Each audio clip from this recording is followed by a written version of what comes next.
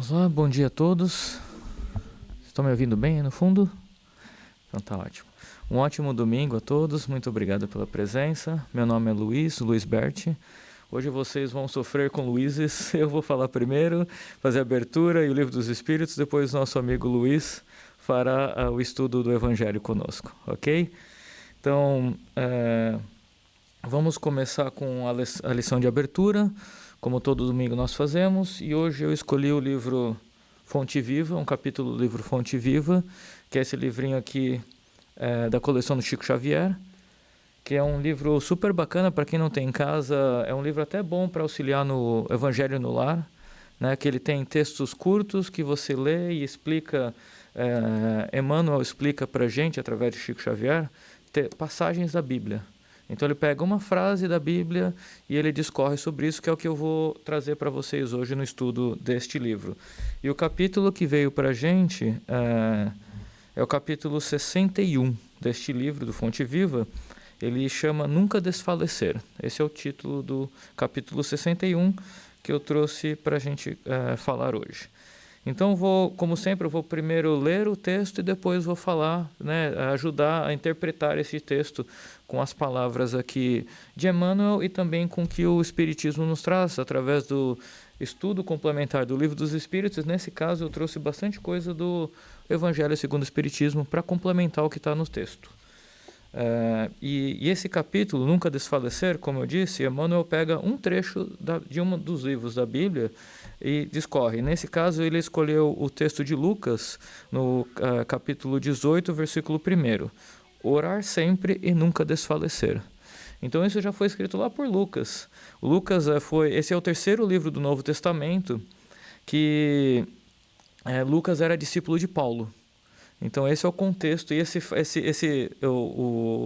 o capítulo 18 ele fala sobre, ele está falando sobre o juiz, sobre julgar. E aí como que Emmanuel nos traz?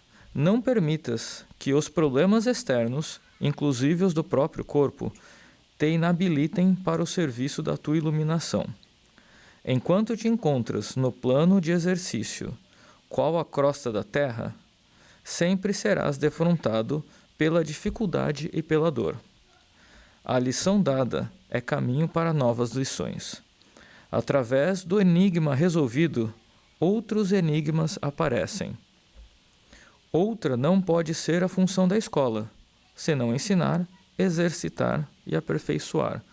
E aqui Emmanuel fala da escola como o nosso planeta Terra. Estamos todos numa escola aprendendo. Enche-te, pois, de calma e bom ânimo em todas as situações. Foste colocado entre obstáculos 1000 de natureza estranha, para que, vencendo inibições fora de ti, aprendas a superar as tuas limitações. Enquanto a comunidade terrestre não se adaptar à nova luz, respirarás cercado de lágrimas inquietantes, de gestos impensados e de sentimentos escuros. Então aqui é um chamado para a gente se elevar. Dispõe-te a desculpar e auxiliar sempre, a fim de que não percas a gloriosa oportunidade de crescimento espiritual. Lembra-te de todas as aflições que rodearam o espírito cristão no mundo desde a vinda do Senhor. Então aqui Emmanuel fala do que aconteceu já no passado e dá alguns exemplos do que aconteceu e onde eles estão. Então, onde está o Sinédrio que condenou o amigo celeste à morte? E aqui Emmanuel fala do Sinédrio, que é o templo maior do judaísmo, onde eles condenaram Jesus. Então, onde está aquele Sinédrio? Onde estão aquelas pessoas que condenaram o nosso amigo celeste, que é Jesus, à morte? Onde estão os romanos vaidosos e dominadores? Não existem mais. Onde os verdugos da boa nova nascente? Então, todas aquelas pessoas que crucificaram e julgaram Jesus e todos os seus discípulos, porque depois de Jesus, todos os discípulos, de certa forma, tiveram mortes por conta dos verdugos, por conta das pessoas que perseguiram os cristãos e Jesus Cristo na época. Onde os guerreiros que fizeram correr, em torno do Evangelho, rios escuros de sangue e suor. Onde os príncipes astutos que combateram e negociaram em nome do renovador crucificado. Então, todos aqueles cristãos lá do princípio dos tempos, e aí entrando aqui na próxima pergunta, onde as trevas da Idade Média? Né? Então, as cruzadas, tudo aquilo que aconteceu no passado, onde pessoas foram mortas por conta de serem cristãos, né? Onde estão todos eles? Estão, como todos nós sabemos, desencarnados ou já reencarnados. Né? Mas aqui ele traz a menção de como a gente ter paciência, ter calma. E onde os políticos e inquisidores de todos os matizes que feriram em nome do excelso benfeitor, então em nome de Jesus, arrojados pelo tempo aos despenhadeiros de cinza, fortaleceram e consolidaram o pedestal de luz, em que a figura do Cristo resplandece, cada vez mais gloriosa no governo dos séculos. E para finalizar, ele fala: centraliza-te no esforço de ajudar o bem comum, seguindo com a tua cruz ao encontro da ressurreição divina. Nas surpresas constrangedoras da marcha, recorda que, antes de tudo, importa orar sempre, trabalhando, servindo, aprendendo, amando e nunca desfalecer. Então esse texto é um texto super interessante, porque quando ele fala nunca, né, aqui voltando para Lucas, orar sempre e nunca desfalecer, e aí comecei a pensar, né, como é que a gente consegue interpretar isso de uma forma mais simples, né? O que será que ele quis dizer por trás disto? E aí, olhando indo para o Evangelho segundo o Espiritismo, no capítulo 25, que chama Buscar e Achareis, né, Allan Kardec, e está no Evangelho, né, ele traz aqui: ajuda-te a ti mesmo, que o céu te ajudará. Então olha que interessante, né? Como a gente, já no próprio Evangelho, já no próprio Novo Testamento, está escrito isso, né? Pedi e se vos dará, buscai e achareis. Batei a porta e se vos abrirá, porquanto quem pede, recebe, e quem procura, acha. Aquele que bate a porta, abrir-se-á. E aí, Mateus, que isso está no trecho de Mateus, no capítulo 7, versículo 7 até o 11. Mateus fala: qual homem dentre vós que dá uma pedra ao filho que lhe pede pão? Ou, se pedir um peixe, dar-lhe-á uma serpente? Ora, se sendo maus como sois, sabeis dar boas coisas aos vossos filhos, não é lógico que, com mais forte razão, vosso Pai, que é Deus, que está nos céus, dê os bens verdadeiros aos que lhes pedirem? Então aqui olha que interessante a analogia que Mateus faz, né? Se nós cuidamos dos nossos filhos com tanto amor e carinho, nós que somos imperfeitos que estamos aqui, por que a gente acha que Deus não vai cuidar da gente? Né? É uma forma, através da lógica de você pensar. O que não quer dizer que é muito interessante, né? Eu vou sentar lá em casa, eu vou pedir, vou ganhar na Mega Sena, ou na Mega Million, ou no Powerball. Não é isso que ele está dizendo. E não é isso que Deus vai nos dar. Deus vai nos dar aquilo que a gente precisa. Né? Lembra que a gente está numa escola. Então a gente, às vezes, como os nossos filhos quando vão para o kindergarten e começam a estudar, eles não sabem o que eles precisam aprender. Mas os professores estão lá para ensiná-los. Então Deus é o nosso professor maior. Ele está lá para nos ensinar. Então às vezes a gente vai pedir. E a resposta pode ser não. Mas a resposta pode ser ainda não. E a resposta pode ser sim. Mas se a gente não pedir de coração, a gente nunca vai receber. Então depende da gente. Né? Então, a gente parar para pensar, voltando ao texto, aquela pequena frase do Evangelho, orar sempre e nunca desfalecer, né? Ter resignação. E aí, continuando, no capítulo 15, né, fazendo referência à última frase daquele texto, então no capítulo 15, ele é o capítulo Fora da caridade não há salvação. Então, na última frase, né, ele fala: centraliza-se no esforço de ajudar no bem comum. Importa orar sempre, trabalhando, servindo, aprendendo, amando e nunca desfalecer. Então, eu faço a relação com o capítulo 15, que é fora da caridade não há salvação. E aí, nesse capítulo, no terceiro item, que fala do que precisa o espírito para ser salvo. É a parábola do bom samaritano. Né? Então, nessa parábola, né, resumindo, toda a moral de Jesus se resume à caridade e na humildade. Então, isso já está aqui no Evangelho também. Né, que toda a moral de Jesus se resume na caridade e na humildade. Isto é, nas duas virtudes contrárias ao egoísmo e ao orgulho. Então, quais são os dois principais desafios da humanidade, do homem, né, do ser humano na Terra? É o egoísmo e o orgulho. E quais as ferramentas para a gente combater o egoísmo e o orgulho? É a caridade e a humildade. Tão simples quanto isso. Fácil de fazer? Não. Mas simples de compreender, sim. Né? E a gente estamos aqui para aprender no dia a dia. E aí, continuando, também no capítulo 10 aqui do Evangelho, ele fala que é o capítulo Bem-aventurados os que são misericordiosos. Né? Nesse texto fala também, quando a gente lê aquela última frase, fala sobre o perdão, para a gente desculpar as pessoas. Né? Então, nesse capítulo 10, do Bem-aventurados os que são misericordiosos, nas instruções dos Espíritos, perdão das ofensas. No capítulo 14, Jesus traz, né? Quantas vezes perdoarei a meu irmão? Perdoar-lhe-ei, não 7 vezes, mas 70 vezes 7 vezes. Aí tendes um dos ensinos de Jesus, que mais vos devem percutir a inteligência, e mais alto falar ao coração. Feliz, pois, aí continuando um texto um pouco mais para frente, feliz, pois, daquele que pode todas as noites adormecer, dizendo, não tenho nada contra o meu próximo.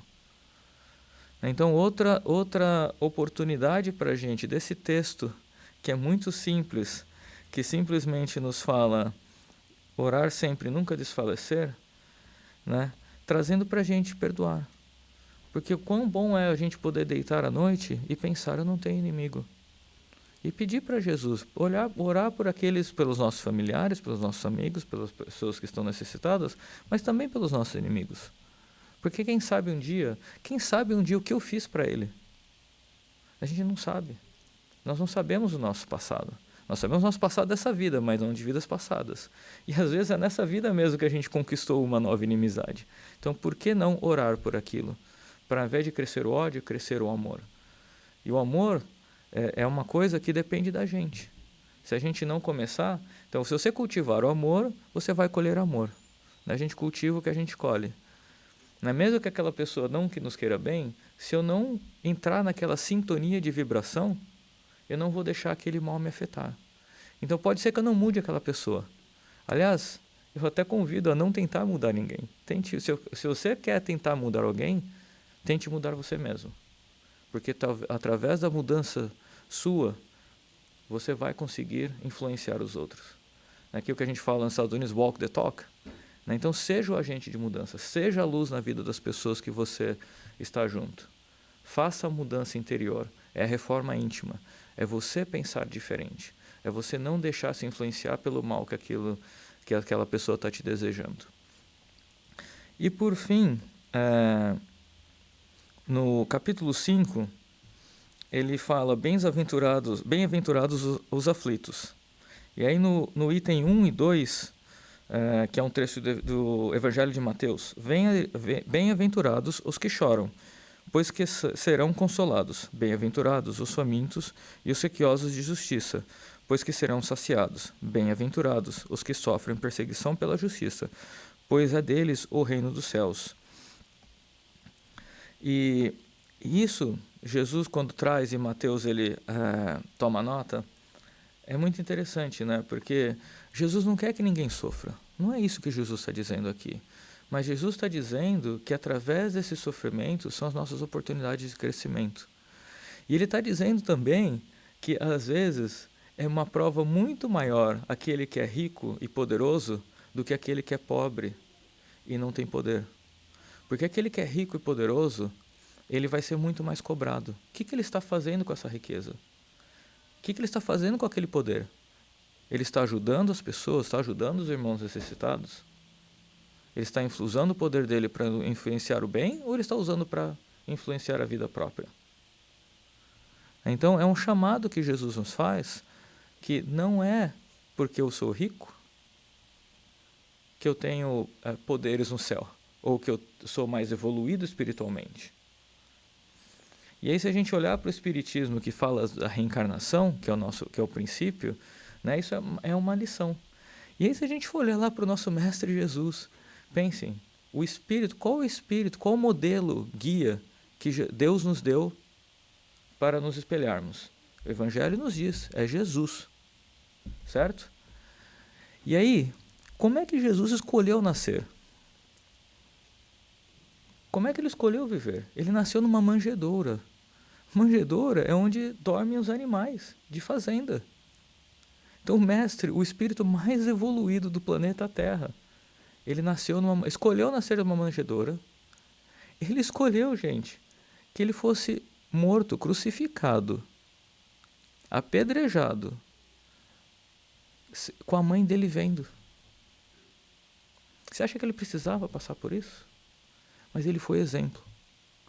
Nosso Mestre Jesus fez isso para mostrar para a gente que sofrer na terra, ele fala do bem sofrer nesse capítulo, não significa você ser melhor ou pior, mas significa que a gente tem aprendizado.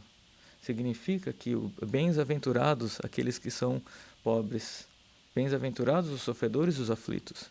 Que Jesus está dizendo que o reino do céu serão deles.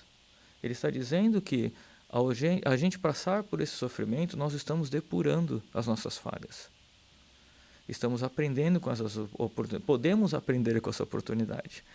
E nesse capítulo ele fala sobre o bem sofrer, porque é uma escolha. Se eu estou sofrendo hoje, eu posso escolher sofrer e aprender com o sofrimento, ou sofrer e ficar revoltado com o sofrimento.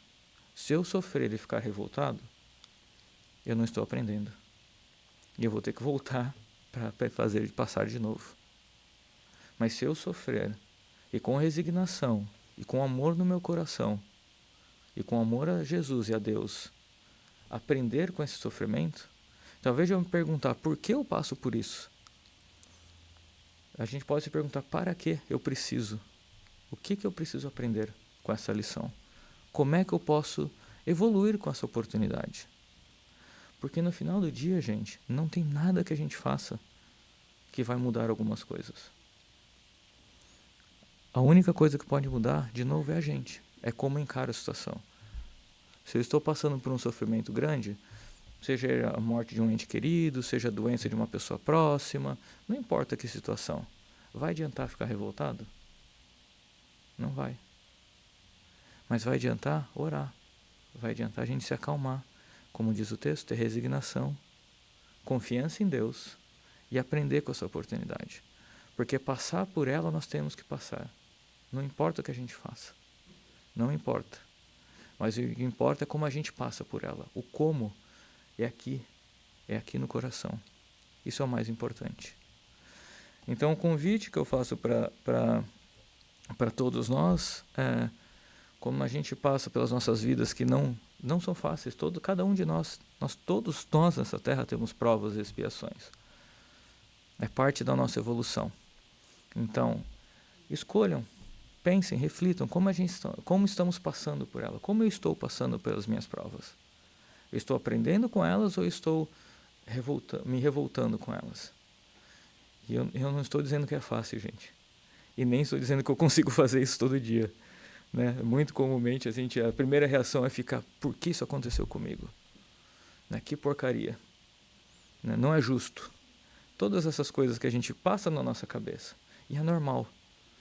Mas aí, passando aquele momento de turbilhão, de nervoso, acalmar. Orar para mim ajuda, então rezar, né? Concentrar o pensamento e aí tentar entender o que eu preciso aprender com isso. E aí com amor e com paciência, enfrentar as coisas, tomar decisão e enfrentar as coisas da melhor forma possível. Então vamos nesse momento, gente, se ajeitando nas nossas cadeiras, ficando bem confortável, agradecendo ao nosso Mestre Jesus por essas palavras tão bonitas que Ele nos deixou através de todos os seus testemunhos durante a Terra, que nosso governador planetário tão amavelmente nos deu a oportunidade de não só deixar a palavra, mas acima de tudo, ser o exemplo, por ter passado uma vida tão simples e tão modesta, tão cheia de turbulências, mas sempre com muito amor, com muito carinho, com muita fé, ajudando a todos o quanto ele encontrou, independente de sua cor, credo, gênero ou raça. Jesus estava sempre lá, dando o exemplo de humildade e de caridade.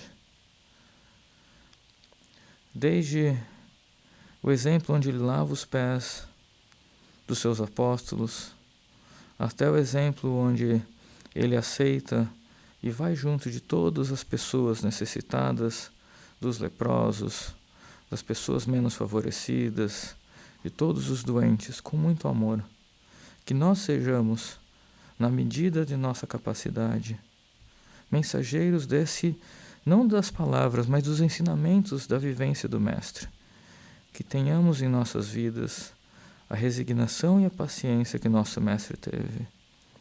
Que possamos aprender a melhorar cada dia mais, no sentido de conseguirmos ter paciência e resignação, de conseguirmos exercitar a caridade e a humildade, nos livrando de todo egoísmo e orgulho que está dentro de nós. Que possamos, assim como nos ensinou, perdoar 70 vezes 7 vezes. Que possamos deitar todas as noites e nas nossas orações agradecer por tudo que temos e perdoar a todos e pedir perdão pelas nossas faltas. Que assim seja, graças a Deus. Então vamos lá, gente. Eu vou continuar aqui com vocês, mas agora trocando um pouquinho de assunto. A gente vai continuar com o estudo do Livro dos Espíritos. É este livro codificado pelo Allan Kardec, que foi publicado a primeira vez em 1857. E é super interessante como quase 200 anos depois é super atual, né? E nós estamos na pergunta... Todo domingo a gente estuda uma pergunta, que é um livro bastante longo. São 1.008 perguntas ao todo. E cada domingo a gente estuda uma, para a gente poder ter o aprendizado da doutrina espírita, porque essa é a codificação principal da doutrina espírita. E a pergunta 657, ela faz parte da parte terceira deste livro, que fala das leis morais. E é o capítulo 2, que fala, dentro das leis morais, da lei de adoração, que é uma lei divina. E dessa lei de adoração, nesse capítulo ele fala das leis divinas, são 10 leis divinas, e a gente está estudando a lei da adoração neste momento. Então, nessa pergunta, é muito simples inclusive, né? Tem perante Deus algum mérito os que se consagram à vida contemplativa, uma vez que nenhum mal fazem e só em Deus pensam? Olha que pergunta interessante, né? Por que será que Allan Kardec fez essa pergunta? É muito interessante o Allan Kardec como a visão cientista dele, né? Ele catalogou essas perguntas e todas as respostas enviadas pelos espíritos. E olha que pergunta interessante, né? Que ele está no final do dia, ele está querendo saber se eu ficar sentado na minha casa, contemplando Deus, né? Ele fala, perante ao Deus, tem algum mérito os que consagram a vida contemplativa? Então eu fico sentado numa posição de yoga ou qualquer posição, pensando em Deus a minha vida inteira. Isso tem mérito? Essa é a pergunta, né? Então vamos à resposta. Já tem aí algumas respostas aí. Ele começa assim, não. Olha que interessante, né? Não. Porquanto, se é certo que não fazem o mal, também o é que não fazem o bem, e são inúteis. Olha que interessante. São inúteis. Demais, não fazem o bem, já é um mal. Olha, mais interessante ainda, não fazem o bem, já é um mal. Deus quer que o homem pense nele, mas não quer que só nele pense, pois que lhes impõe deveres a cumprir na terra. Então, olha que interessante, né? A gente pensar que se eu ficar só pensando em Deus, então estou fazendo bem? Não, porque estamos sendo inúteis. E aí, voltando às 10 leis naturais que eu falei, tem 2 leis que aqui você está afetando. Eu ouvi alguém falando aí certinho, a lei do trabalho é uma delas e a lei do progresso. Você não está colaborando pela lei do trabalho e do progresso. Você não está fazendo a caridade e você não necessariamente está praticando a humildade. Você está sentado e aqui ele fala muito da inutilidade. Você está sendo inútil. O que é diferente de você ficar sentado rezando por alguém. Isso é muito diferente. Aqui a pergunta não foi essa. A pergunta é se eu ficar sentado adorando a Deus minha vida inteira, isso tem um valor perante a Deus? E ele fala, né, que apesar de não fazer o mal, que já é uma coisa boa, né, pelo menos eu não estou afetando ninguém, mas eu estou sendo inútil na minha vida. Essa minha encarnação será uma encarnação praticamente nula. Carlos? Luiz, muitas vezes a gente vê pessoas dizer, porque fulano não faz mal a ninguém. E daí? Está fazendo bem a alguém ou está fazendo bem a si mesmo? Porque como você bem falou, existe a lei do progresso e do trabalho. A gente veio aqui para trabalhar, porque Jesus falou que todos nós somos co-criadores. Então o que é que isso quer dizer? Que a gente tem que ajudar na criação.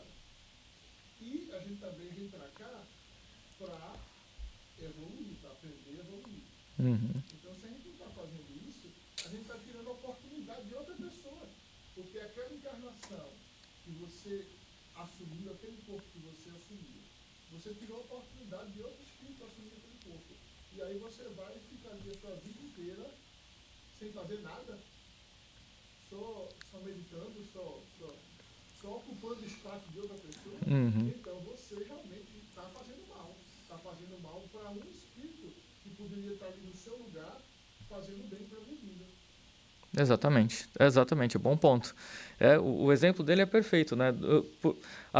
Pode ser que eu não estou fazendo mal diretamente, mas indiretamente eu estou, porque eu estou tirando o espaço de alguém que poderia estar fazendo bem, né? E é isso que traz aqui no Evangelho, né? E no Livro dos Espíritos. E aí, você continuando ainda nessa resposta, quem passa todo o tempo na meditação e na contemplação, nada faz de meritório aos olhos de Deus, porque vive uma vida toda pessoal e inútil à humanidade, e Deus lhe pedirá contas do bem que não houver feito. E aí ele faz uma menção aqui ao próprio Livro dos Espíritos, na pergunta 640, que fala do bem e o mal. Isso me lembra muito a parábola dos talentos. Perfeito. Aquele empregado que pegou o talento e enterrou com medo de perder, e quando o patrão dele chegou e disse que fizesse do talento que eu te dei, ele disse, não, eu enterrei com medo. Ele disse que pelo menos podia ter colocado no banco que ia render juros. Então, exato. A pessoa está enterrando aquele talento Sim, e não fazendo nada. Exatamente, é fantástico ponto. Esse voltando lá no capítulo do bem e do mal, é exatamente essa parábola que eu não fiz o bem, mas também eu não fiz o mal, mas também não trouxe nada de produtivo com aquele bem que eu recebi. Nesse caso, o bem é o bem mais valioso que Deus nos dá, que é a vida. Não existe bem mais valioso nessa terra do que a vida. Isso é a única coisa que Deus, e a coisa que Deus nos pede para guardar. E é um dos principais pecados capitais, se vamos assim chamar, é tirar a vida ou prejudicar a nossa vida.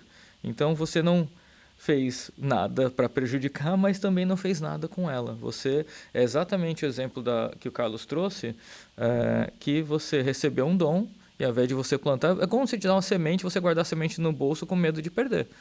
Né? Se você plantar, pode ser que morra? Pode. Se você plantar errado ou não cuidar, pode. Mas pelo menos você tentou.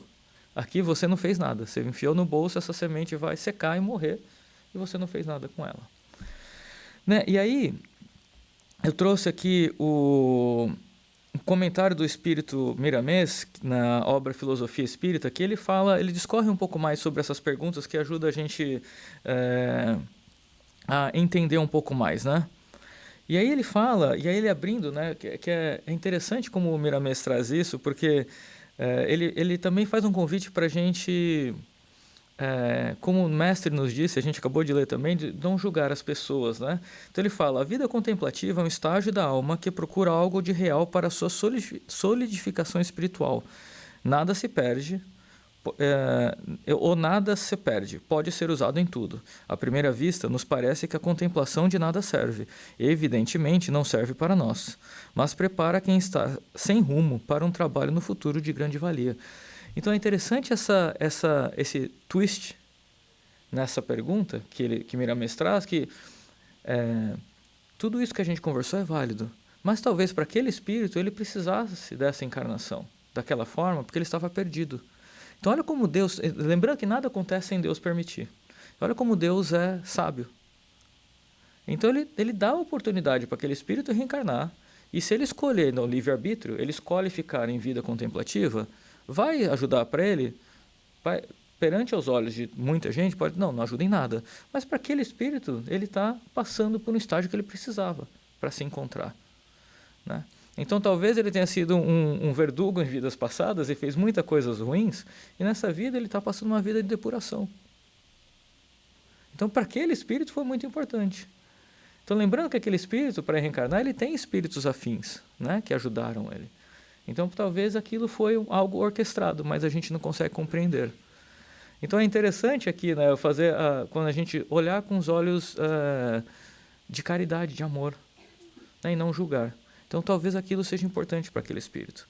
Mas aí ele continua, né? Nunca devemos incentivar a vida contemplativa. Então não é porque ele está fazendo aquilo que a gente tem que também idolatrar, né? Pois é semente de difícil germinação. Todavia, quem precisa dela, na espontaneidade das suas decisões, que o faça. E que Deus abençoe o seu gesto no preparo para a vida maior. Diante desse assunto, vamos repetir a resposta à pergunta de número 536, quando os espíritos benfeitores assim respondem: tudo tem uma razão de ser, e nada acontece sem a permissão de Deus. Né? É interessante, a gente pode não compreender, mas existe algo, isso está planejado, e se aconteceu é porque Deus permite. Quem tem uma vida contemplativa, ele continua, né? O que nos dias atuais já não ocorre muito, desejou tê-la. O desejo é uma prece, e Deus permitiu, conforme nos relata o Livro dos Espíritos. E aí, continuando, sabemos que o homem ignorante é fácil de entrar em linhas do fanatismo. Da adoração pela vida reta, ele passa para a contemplação, que é a vida inerte. Contudo, Deus aproveita tudo para a iluminação das criaturas. Repetimos, o nada se perde. Houve uma época em que no Velho Oriente se encontrava multidão de pessoas em estados de contemplação, com a ideia fixa de entrar no todo, em busca da felicidade. E Jesus veio salvar essas criaturas, colocando-as em movimento, porque o próprio Deus, que eles adoravam, somente pelo pensamento, trabalha constantemente. Olha que interessante essa frase. Então, como é que eu posso ficar adorando Deus, né, parado, sem fazer nada, enquanto Deus está trabalhando constantemente na criação? Né? Então é muito interessante, voltando ao que o Carlos disse, né, do poder somos co-criadores. Então Deus espera que a gente faça a criação. Né? A criação do que está no nosso alcance. Né? A criação de ajudar o próximo, de criar o amor, de criar a ajuda, de executar a caridade. Isso é a criação. A criação não é só eu vou criar aqui algo maravilhoso. Né? Eu fazer uma construção, eu construir uma casa, eu construir uma creche, eu construir alunos, que eu sou um professor, né? Eu construir a caridade na comunidade que eu trabalho, eu construir o amor na minha família, que às vezes é uma família que é desajustada. Então isso é a criação, isso é o poder da criação que Jesus nos dá. Isso, e se eu parar na minha vida, imagina que eu reencarnei numa família desajustada. E eu decido, está muito desajustado, eu vou me ajustar, vou ficar em contemplação. Eu estou ajudando aquela família, gente. Talvez a minha missão, eu tenha vindo nessa terra com a simples missão de ajudar a ajustar aquela família. Olha o poder do livre-arbítrio e o poder das nossas decisões. E o que muda de você ter uma vida contemplativa para você ter uma vida ativa? Alguém se arrisca? O que muda a gente de ter uma vida contemplativa para ter uma vida ativa? Perfeito? É a gente. Voltando ao que eu falei no princípio, é a única coisa que muda, é a gente. É a nossa decisão, é o livre-arbítrio, é a minha escolha. E não é Deus, não é Jesus, não é ninguém. Não é a sua mãe, não é seu pai, não é seu irmão, não é sua irmã, não é seu tio, não é seu vizinho, não é nada. É você. A escolha está em você. O poder está em cada um de nós. Se eu não tomar a decisão, eu vou ajudar, eu vou conseguir ajudar? Não. Certo? Eu vou ficar parado. Então, quem tem o poder é Deus? Deus tem, claro, todo. Mas se nós não quisermos fazer, Deus não vai obrigar. Porque lembre do livre-arbítrio. É uma lei natural. Nós temos o poder, Deus nos deu o poder de escolher o que fazer. Aí, com grandes poderes, vem grandes responsabilidades. Então, com este poder que Deus nos deu, o que nós estamos fazendo com ele? É a nossa escolha. E essa escolha vai nas pequenas coisinhas. Não é simplesmente escolhas, grandes escolhas da vida, né? De que faculdade que eu vou fazer, ou se eu vou fazer faculdade, ou o que eu vou ser quando crescer, que profissão eu vou escolher. Não, é nas coisas pequenas. Né? Eu vejo o meu irmão precisando de ajuda, eu escolho ajudar ou eu escolho espizinhar ele? Ou eu escolho lá, putz, tá vendo? Não fez isso quando eu te falei? Agora sofre. Olha como pode ser muito poderoso essas palavras. Ao invés de você ver o seu irmão sofrendo e lá e ele sabe que ele está sofrendo, gente. As pessoas que sofrem sabem que estão sofrendo. Né? Então, ao invés de você ir lá e ajudar, ter um olhar de caridade, de compaixão, ir lá e não julgar. Fala, posso te ajudar alguma coisa?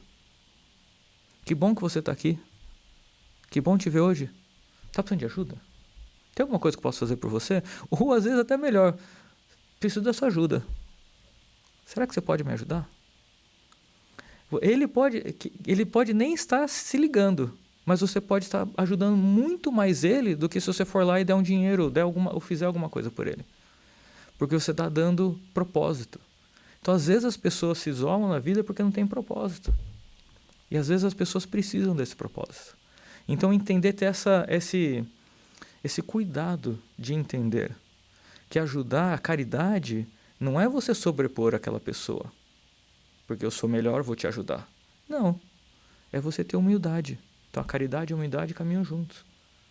Então, às vezes, ao invés de oferecer ajuda, você pede ajuda. Olha que fantástico isso.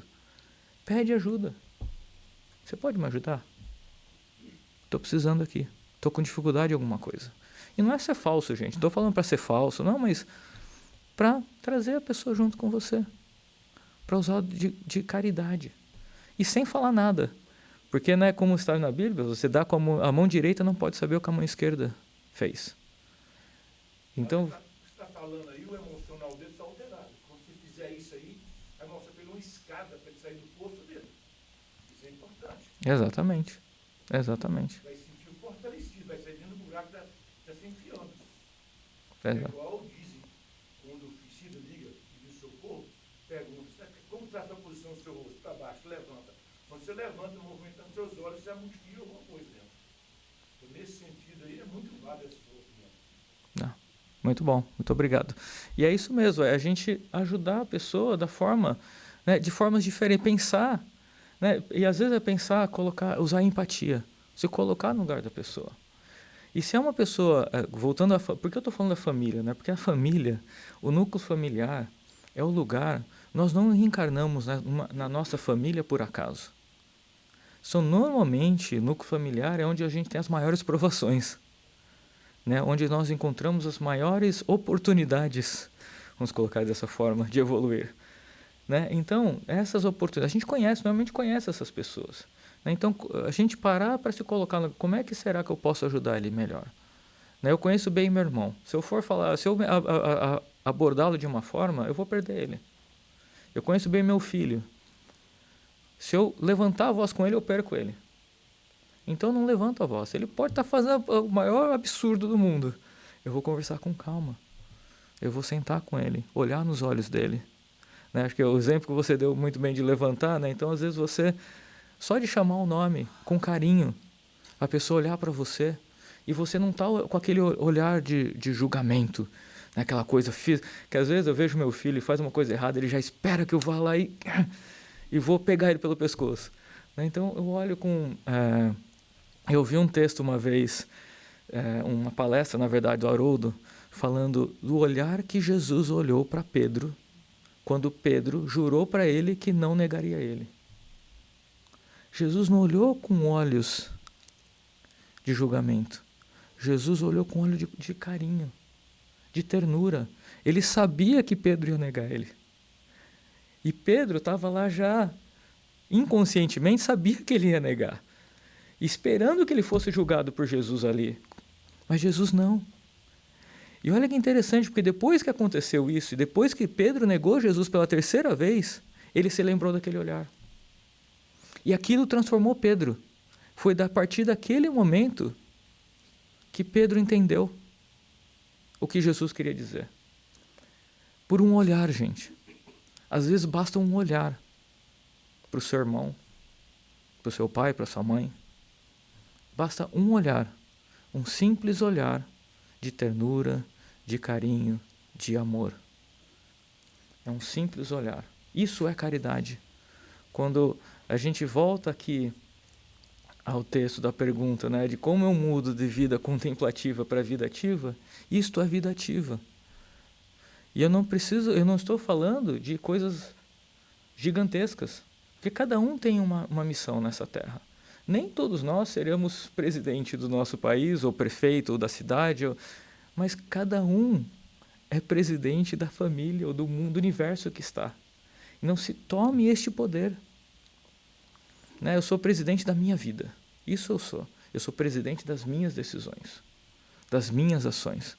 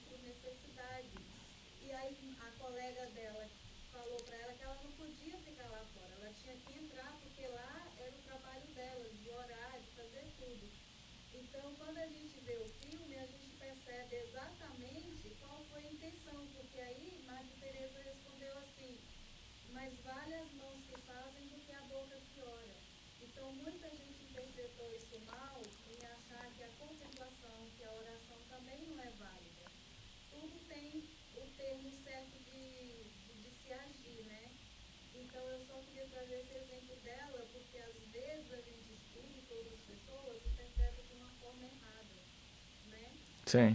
Não, isso é super interessante. E lembrando que esse seu ponto é fantástico. Porque a contemplação e a oração são coisas diferentes. Porque a oração, estou fazendo oração para alguém. Seja ela para mim ou seja para uma pessoa que precisa. Normalmente eu estou fazendo para os dois. E a contemplação é algo que é só meu com Deus. Eu não estou pedindo por ninguém. E o exemplo de Madre Teresa, que foi um dos espíritos mais evoluídos que passou depois de Jesus Cristo, né, um dos mais evoluídos que passou pelo nosso planeta Terra, é fantástico. O exemplo dela, ela foi essa vida de humildade e de exemplo e de ação. Então, só para encerrar, que eu sei que meu tempo já está chegando ao fim, vou passar a palavra pro Luiz, a gente tem que, de novo, voltando a fazer as escolhas, né? De lembrar que a contemplação pode ser importante para aquele espírito que precisa passar por aquilo, mas nós estamos nessa vida por um motivo. Né? E seja qual ele for, procurem a ação. A palavra, o verbo, quando Jesus fala o verbo, é a ação. Então seja esse verbo, seja essa ação. Traga essa atividade, traga a prática do bem, da caridade e da humildade em todas as nossas ações. Né? E não espere ato grandioso para conseguir fazer. Né? É na nossa família, normalmente no nosso convívio, as pessoas que a gente convive no dia a dia, no trabalho, na nossa comunidade, na nossa casa. Então esse é o convite que eu faço a todos, de sair da contemplação e ir para a ação. Né? E lembrar que o poder está dentro de vocês. Nós somos co-criadores, como o Carlos bem lembrou, trazer esse poder da decisão que está dentro da gente para o nosso dia a dia. Ok, então com isso eu vou passar a palavra para o Luiz, que vai fazer o estudo do Evangelho para a gente. Muito obrigado, tenham um ótimo domingo a todos.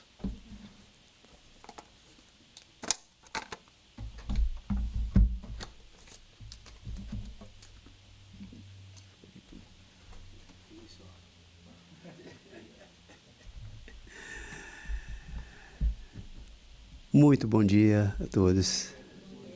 Aqueles que estão aqui vindo pela primeira vez, sejam bem-vindos. E aqueles que também estão nos privilegiando de estar nos assistindo através do YouTube, sempre temos o intuito de estarmos aqui para buscarmos um entendimento em conjunto de algo que a doutrina espírita nos trouxe. Mas por que buscarmos dentro da doutrina espírita o entendimento? Porque muitas vezes as pessoas, mesmo nós espíritas, falam, nós temos o Evangelho, né? De Mateus, de João, de Marcos. Sim, é interessante nós observarmos que ali a essência do Cristo está presente. Mas há muita mistura, onde um dia Jesus disse, toda palavra ou toda árvore que meu Pai não plantou, essa será arrancada. Então, partindo desse pressuposto, nós observamos que o Evangelho segundo o Espiritismo não é uma obra perfeita. Ela é uma obra em que nos traz algo que Kardec compilou da essência moral deste Evangelho, no qual está incluso na Bíblia, são os 5 evangelhos básicos, e ele retira a essência, isso é, ele já está começando a retirar aquelas árvores que foram plantadas pelos próprios homens. Né? E essa é interessante porque eu não tinha o hábito de ler a Bíblia, porque para mim não fazia muito sentido. Mas a partir do momento em que eu passei a ler o Evangelho segundo o Espiritismo, nessa roupagem que nos abre os olhos, falei, poxa vida, que coisa mais bela que está aqui dentro desses preceitos. Mas ali nós temos que saber filtrar. E isso foi interessante que me fez perceber que o Espiritismo, como nós vamos ler aqui no capítulo 17, Sede Perfeitos, o Espiritismo nos trouxe ferramentas para nos dar um entendimento mais claro do qual foi o propósito do Cristo para conosco. Né? E por isso, uma das partes mais importantes que nós temos neste capítulo 17 é cuidar do corpo e do espírito. Quantas aqui são mães? Praticamente todas que aqui estão são mães. Quantas pretendem ainda ter mais filhos? Aí já começou a complicar, né? Mas quantas mulheres ou quantos pais ou pessoas que estão buscando ter um filho? Qual a primeira coisa que nós fazemos quando aquela criatura que vem no ventre da nossa esposa, ou a esposa, a mãe futura, pensa em primeiro lugar? Não importa que sexo seja, importa que nasça perfeita. Mas que perfeição vamos exigir ali? Que tenha as mãozinhas, tem os pezinhos rechonchudos e tudo, a carinha bonitinha, e tudo mais. Mas será que nós já pensamos que essa criatura que nasce, ela depende única e exclusivamente da gente por muitos anos? São dependentes? E é um dos animais mais frágeis, porque se for deixado alguns minutos ou mais em temperaturas baixas, ou isso, ou aquilo, no abandono, desencarnam. Precisa de cuidados extremos. E aí? Mas sabemos nós que tipo de espírito está reencarnando naquele corpo? Nós vamos cuidar deste corpo? Sim, é necessário. Para que o espírito que nele habita agora tenha também ferramentas perfeitas, possíveis, para que ele possa executar o seu plano de vida, o seu plano reencarnatório. Certo? Por isso que eu vou dar o melhor enxoval, vou dar o melhor berço, mas eu vou dar o que a mais para essa criatura à medida que estiver crescendo. Vou dar meu melhor exemplo de vida, vou dar minha melhor forma de criá-lo com caráter. Falou-se aqui em amor, carinho. Sim, é necessário. Mas muitas das vezes, quanto é necessário um não para que essa criatura que conosco caminha não cair em desgraça. O não também é ajudar a cuidar desse espírito que está vindo conosco. Interessante porque muitas das vezes nós observamos que cuidar do nosso corpo e do nosso espírito. Vocês já viram alguma coisa, nós abrangemos este assunto a respeito disso? Das criaturas que estão vindo conosco, na nossa família? Porque é uma obrigatoriedade nós, já aqui adultos, cuidarmos do nosso corpo e do nosso espírito, não é verdade? Falou-se que a lei do trabalho é a lei, uma das maiores leis de Deus. Mas nós, como imigrantes aqui, temos o trabalho como obsessão, muitas das vezes. Um full-time, 2 part-time, se eu brincar, pega mais alguma coisa. Que seria no momento do lazer, do descanso. E sobrecarregamos essa máquina que é falível, sim. Enquanto nós estivermos tendo força para trabalhar, nós vamos trabalhar. Mas tem uma hora que dá pau. Puf. Quem cuida dos seus carros aí? Eu sou mecânico. Qual a média de troca de óleo de um motor de um carro? Aqui. 5.000 milhas. Né? Se o motor está muito velho, aí a gente já baixa para 3.000. Por quê? Porque é uma máquina já cansada, é uma máquina gasta. E quando alguém não troca óleo dessa máquina, o que acontece? Sim. Funde o motor. Por quê? O óleo é necessário fazer a troca para retirar as impurezas que é gerado, e o óleo tem uma característica de manter uma viscosidade para que o motor funcione mais perfeitamente. E nós? Cuidamos do nosso carro físico, como André Luiz fala? Como nós muitas das vezes cuidamos com excesso do nosso carro, né? Não pode dar uma arranhada, não pode dar isso, não pode dar aquilo. Mas a nós mesmos, nós nos excedemos no trabalho. Eu estou me arranhando o meu corpo físico. Eu estou colocando ele num estresse tamanho dessa máquina que é tão perfeita que muitas das vezes nós vamos gerar em nós problemas que vão ser acarretados e vão aparecer quando nós estivermos na idade mais madura. Vamos ou não vamos? E muitas das vezes nós nos olhamos no espelho e falamos, sou eu? Aí vem, nada contra. Tem que fazer uma plástica. Tem que fazer isso. Tem que fazer aquilo. Mas continua trabalhando do mesmo jeito.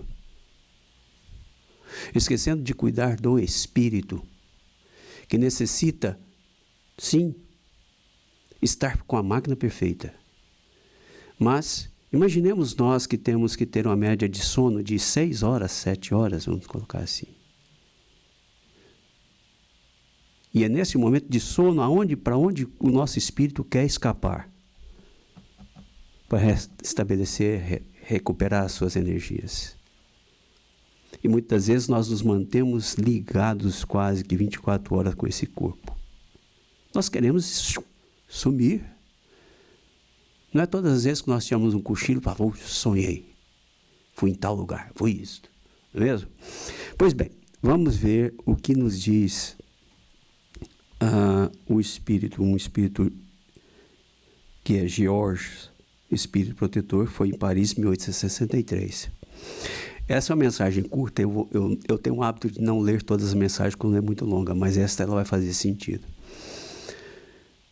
É o item 11 do capítulo 17, Sede Perfeitos. Cuidar do corpo e do espírito, esse é o título. Consistirá na maceração do corpo a perfeição moral? O que é macerar? Eu vou macerar a carne, vou dar um bife melhor. Bate para ela ficar. Estou macerando para maciar, mas no caso, é necessário. E ele diz assim, para resolver essa questão, apoiar-me em princípios elementares e começarei por demonstrar a necessidade de cuidar-se do corpo, que segundo as alternativas de saúde e de enfermidade, influi de maneira muito importante sobre a alma, que cumpre se considere cativa da carne. Há um aspecto muito interessante, que eu vou parar um pouquinho aqui de ler. Quando nós estamos subnutridos, o que acontece conosco? A memória vai falhando, alguma coisa, vem a irritação, vem isto, vem aquilo. Por que vem a irritação?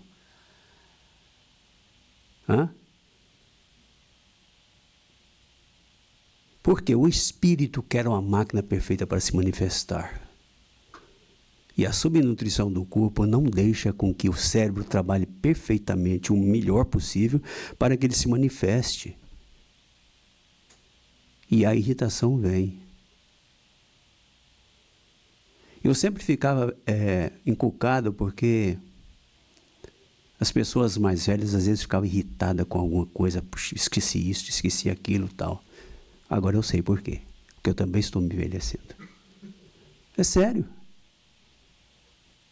E nós descuidamos muito das vezes, porque à medida que nós vamos avançando em idade, nosso corpo não vai tendo condições de processar todo o alimento que temos, que recebemos e que ingerimos. E com isso, deixamos o nosso cérebro muitas vezes sem suplementos naturais para que a nossa memória se mantenha ativa. Eu passei por uma fase que, no meu trabalho, às vezes eu faço login online no meu trabalho, para dar a entrada, bater o ponto. E algumas vezes ele tinha que, para reconhecer que era eu, ele me colocava 6 números de código. Eu olhava, ia transferir para o sistema, recebia e já não conseguia mais. Cara, aquilo me dava um nervoso. Depois eu fui descobrindo que eu precisava me suplementar, corrigir algumas coisas que estavam faltando. Hoje eu consigo memorizar 6 números. Olha só, hein? Que progresso eu fiz. E antigamente eu trabalhava num departamento de peças, onde toda peça é numerada. E a pessoa falava, você tem tal peça assim, assim? Falava para um outro balconista. Eu falava, o número da peça é esse, está em tal lugar, assim, assim, assim, assado. E eram 8, 7, 10 números com letra e tudo mais. Vocês já pensaram que muitas vezes com número é mais fácil? Mas que você coloca uma letra no meio. São percepções que o nosso corpo passa a ter diferentes. E quando nós estamos em estresse, tudo contribui para que nossa memória seja automaticamente embaralhada. Então, quando nós estivermos passando por isso, pode perceber que alguma coisa está errada. Porque o nosso espírito não está conseguindo manter o seu raciocínio normal, que é normal, desculpe, ele não está conseguindo exprimir o seu pensamento numa máquina que está cansada. Aí vem a irritação. Então ele diz assim, para que essa prisioneira viva, isso é viva, de vida, né? Se expanda e chegue mesmo a conceder ilusões da liberdade, tem o corpo de estar são, disposto, forte. Façamos uma comparação. Eis se acham ambos em perfeito estado. Que devem fazer para manter o equilíbrio entre as suas aptidões e as suas necessidades tão diferentes? Inevitável parece a luta entre os dois e difícil achar-se o segredo de como chegarem ao equilíbrio. É ou não é? Quando nós estamos convivendo com pessoas do nosso próprio meio, é difícil estabelecer um equilíbrio entre nós, não é? Até chegar num consenso comum. Então, muitas vezes, quando o nosso corpo não está trabalhando bem, o corpo não se adequa, não se equilibra ao espírito, nós expressamos através das nossas sensações, dos nossos sentimentos, que algo não está bem. E agora, quando nós estamos com o corpo perfeito, sarado, garantido, musculoso, que deveria ser, não esse shape que está aqui, mas somente este corpo está bem, mas o espírito está mal. O que acontece? Também não vai haver equilíbrio. Porque quem está se expressando ali é um espírito estressado, carente de alimento que dê a ele a sua fortaleza de vida. Não há outro caminho, pois nós somos almas quando estamos na carne e espíritos milenares que visitamos o corpo físico em certos períodos reencarnatórios. Mas a nossa vida verdadeira é a vida do espírito. Este corpo nós vamos deixar aqui. Oh, que bom se eu deixá-lo em bom estado de conservação. Alguém já viu carro antigo reformado? Meia boca. Eu digo meia boca porque muitas vezes as pessoas alteram, tanto que descaracteriza. Assim somos muitas das vezes, nós descaracterizamos o nosso corpo. Mas um carro totalmente restaurado, eu conheci um que foi despontado parafuso, limpado, isso. Quando eu vi, falei, este é o melhor carro que eu já vi na minha vida restaurada. Gastou-se 12 anos para se fazer isto, essa pessoa. Mas como fosse ele estivesse saindo da fábrica, cheirando novo. Lindo. É isto que nós devemos fazer com o nosso carro físico. Quando deixarmos este corpo perecer e entrar em decomposição. O mais perfeito possível. Para que o espírito restaurado, melhorado, possa voltar melhor num corpo melhorado. Entendemos? O nosso estado natural hoje, a nossa compleição física, ela tem os seus defeitos de um passado, as doenças congênitas e tudo mais, e aquelas que nós estamos colocando sobre os nossos ombros. Estamos, sim. Não somos obrigados a trabalhar 100 horas por semana para termos o necessário. Porque um colapso pode nos tirar do corpo físico, em questões de segundos. E o que eu fiz? Deixei bens acumulados para que outros disputem aquilo que deixei? Ou eu mesmo não vou desfrutar daquilo? Então, continuando. Dois sistemas se defrontam, os ascetas, e ele diz aqui, que é uma seta? Que tem por base o aniquilamento do corpo e do corpo. Aquelas macerações, aquela coisa tão excessiva de, às vezes, até martirizar o corpo. E os materialistas que se baseiam no rebaixamento da alma.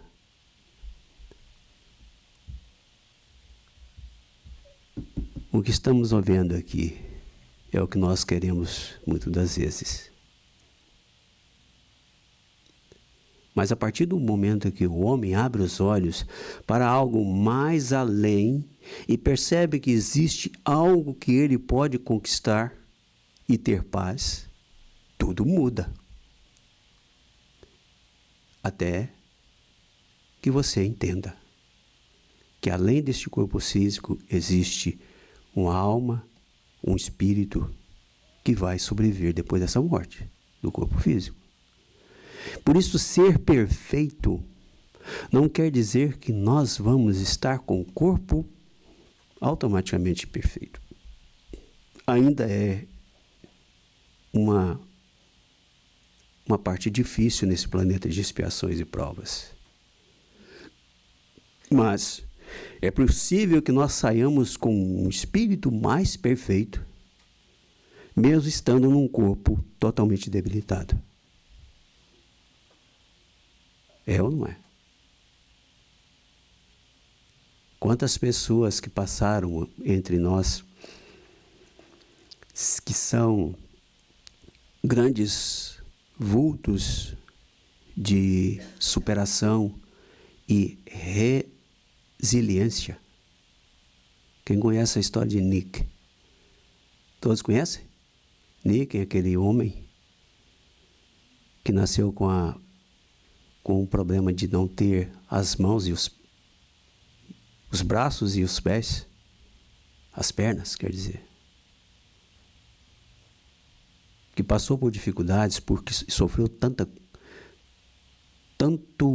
rancor, tanta angústia, mas depois, quando ele percebeu que aquilo que ele estava vivendo, ele tinha que superar tudo aquilo, passou a fazer natação, e faz um trabalho belíssimo na parte de palestras para jovens e tudo mais. Para quem quiser, vai, Nick.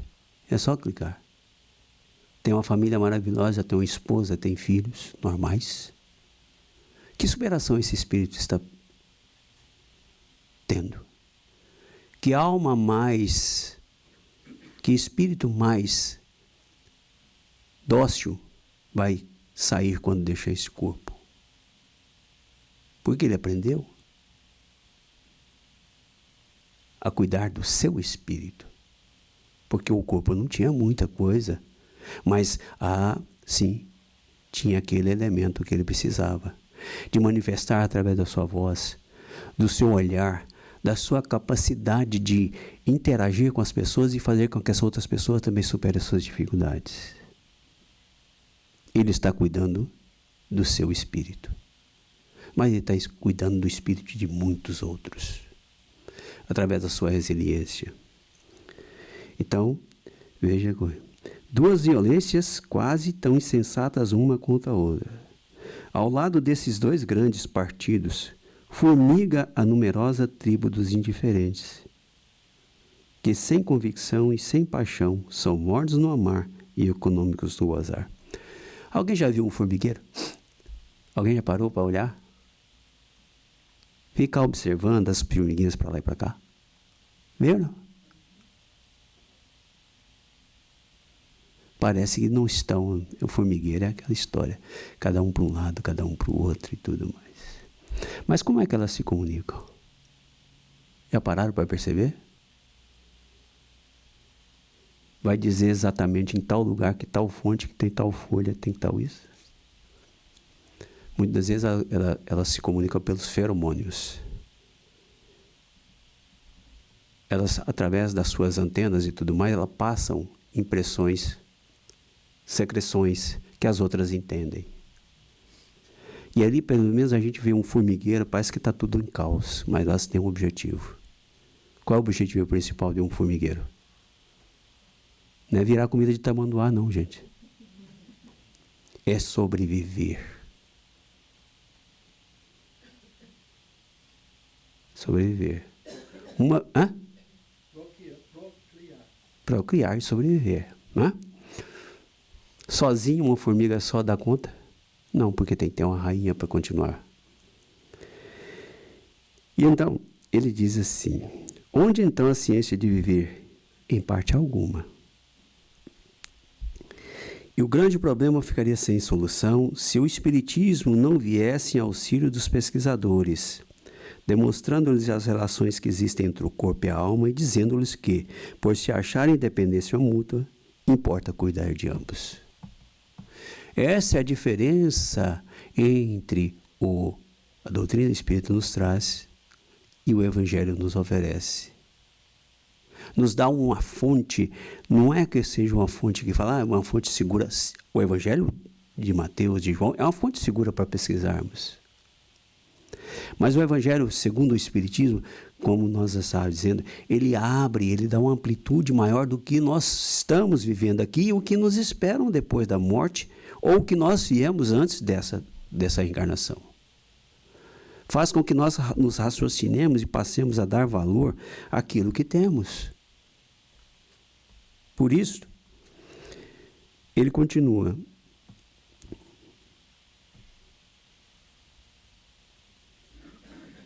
Amai, pois, a vossa alma, porém cuidai igualmente do vosso corpo, instrumento daquela. Desatender as necessidades que a própria natureza indica é desatender as leis de Deus. Não castigueis o corpo pelas faltas que o vosso livre-arbítrio o induziu a cometer e pelas quais é ele tão responsável quanto o cavalo mal dirigido pelos acidentes que causa. Sereis porventura mais perfeitos se martirizando o corpo, não vos tornardes menos egoístas, nem menos orgulhosos e mais caritativos para com o vosso próximo? Não. A perfeição não está nisso. Está em todas as reformas, porque fizerdes passar o vosso espírito. Dobrai-o, submetei-o, humilhai-o, mortificai-o. Esse é o meio de tornardes dócil à vontade de Deus e o único de alcançardes a perfeição. Esse é a mensagem que o nosso espírito amigo e irmão Georges nos deu. E ela é recente, 1863. Pois bem, quando ele fala cuidar do corpo e do espírito, o que nós encontramos quando Jesus fala a respeito? Amar a Deus. Completa para mim, gente. E quem mais? Como a de si mesmo. Neste pequeno trecho em que Jesus nos deixou, está um compromisso também, não só importante para nós cuidarmos do nosso corpo, mas importante cuidarmos do corpo dos outros irmãos que caminham conosco. Vê um exemplo. Estamos numa rodovia. Nós cometemos um acidente.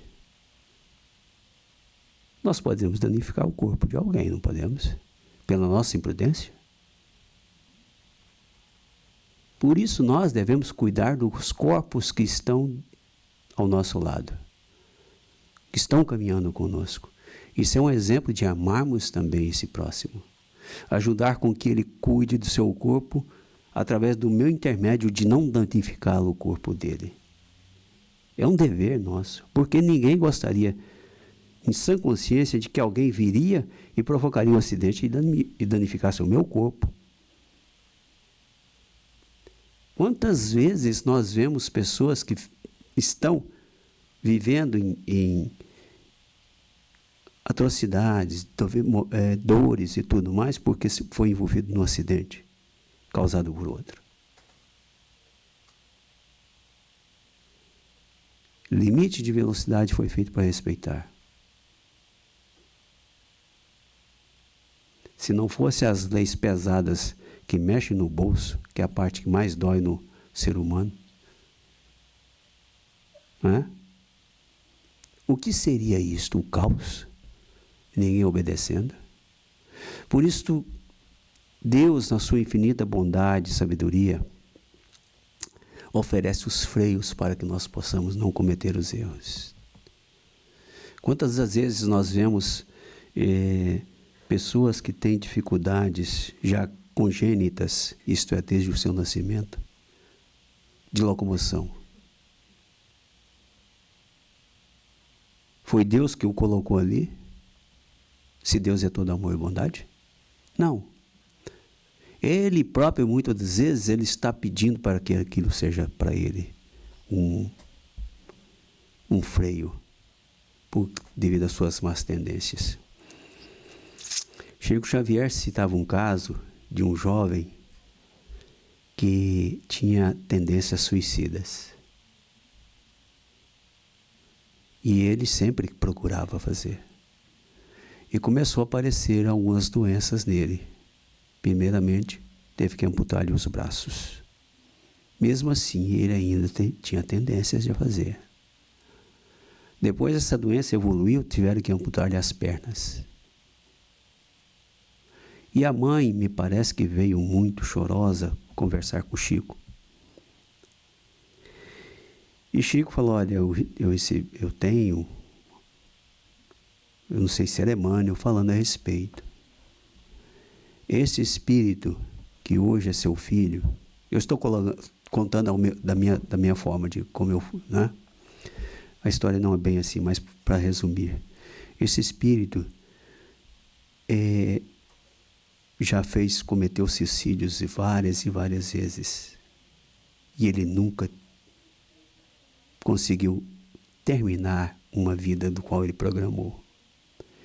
E nessa existência atual, ele praticamente pediu que isso fosse acontecer com ele, para que ele pudesse, enfim, pelo menos terminar a sua vida física de forma natural, para que no futuro, nas encarnações futuras, ele pudesse ter os seus membros restabelecidos num novo corpo, que seria nascer, e dar continuidade à sua escala evolutiva. Por isso devemos observar que um espírito milenar que vem num corpo de bebê não são nossos filhos, estão nossos filhos. E a responsabilidade é não de somente cuidar do seu corpo físico, mas acima de tudo cuidar do seu espírito, que precisa ao nosso lado, através das nossas boas inclinações, dar a ele ferramentas para que também vença seu processo reencarnatório. Por isso vejamos que não é tão simples acharmos que iremos vencer com facilidade. Mas exige de nós compromisso conosco e com aqueles que estão a caminho conosco. Que Jesus nos abençoe. Vamos passar a nossa prece, agradecendo imensamente aos bons amigos espirituais que aqui que se encontram conosco, ofertando-nos a oportunidade de aqui estarmos, neste momento, onde cada um de nós aqui estamos sendo auxiliados, através do diálogo, através dos exemplos, possamos nós, ao sairmos daqui, estarmos cientes, Pai, de que o Teu amor e a Tua bondade nunca nos abandonou e nunca nos abandonará. Por isto, a nossa importância de estarmos sempre cientes de que nunca estamos sós e que, contando com o amparo dos nossos anjos guardiões, os nossos espíritos protetores, possamos ouvi-los e fazer com que nós também alcancemos o progresso natural que é oferecido a cada ser humano, a cada espírito imortal. Obrigado por tudo, que assim seja. Vamos passar para o passe, lembrando a todos que o passe não é obrigatório, tá? E aqueles que aqui estão, possam aguardar e logo, logo serão chamados.